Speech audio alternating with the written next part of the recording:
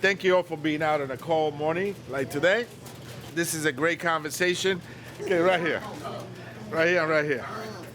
And I love how you talked about when the crack happened. We were able to see through the congressional hearings, right, about the trickle down. Like, the cocaine and the crack wasn't happening. Uzis weren't made in Harlem, you know what I'm saying? The trickle down. Do you have an opinion about how this stuff is trickling down? You're going to hear on TV that immigrants are bringing in fentanyl. That's a lie.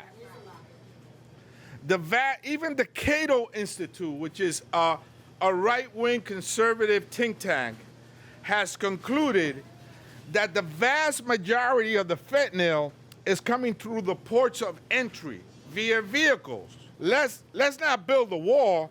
Let's upgrade our ports of entry with the kind of technology that we have available that could be able to detect fentanyl coming in through the border. And once you close those prisons and the money comes in, how are we going to rezone those prisons into housing? We have the Edgecombe Correctional Facility. If she closes that one down, what I propose is that should be turned into a senior village. Why? Because seniors live on fixed income. And they're getting hurt right now because the cost of living has gone up, food has gone up, and they live on fixed income. So that has a pretty big footprint. And you could have maybe 600-700 units there for seniors, right? So I will take it, sort of like site at a time, but that one right there, I will call for a senior village. We need it in our community. I'm a father, and I had a daughter that went through a domestic violence issue. She was beaten very badly, right? The person was caught and let right out after he beat her nearly to death, fractured her face, knocked her out 3 times, knocked her out, really bit her ear off. You understand what I'm saying? And when we went to housing and we told them about the situation, and we said she needs a transfer, she needs a gates on the window, because he climbed up the fire escape and came in through the window. And she lived all the way on the 4th floor. They said, we don't do those things if we don't have to. That's not our responsibility. First, zero tolerance, right? Zero tolerance.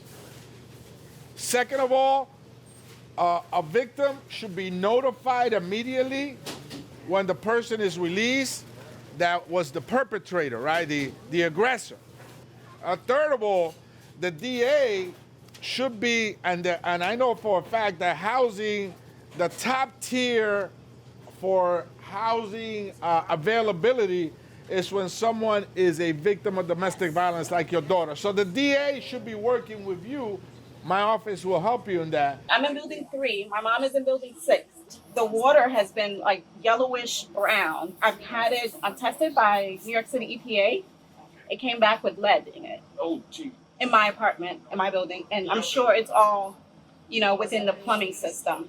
I have a 4-year-old. I'm going to repeat that, right? That we've been living 2nd floor. Expert and Esplanade, although he can't pronounce the name. But, his office is right there. I will be willing to work with him to see what's going on. Let me tell you what my experience has been with Michelamas. The books, right? We used to have a fellow that was a CPA that used to work very closely with us that would order their books, because very often they try to get an increase in rent per room based on what they call was their needs. And the same thing happens with the management of the building. But when we audited the books, we will find out that the increase were bogus, and we will go to court and actually beat them several times.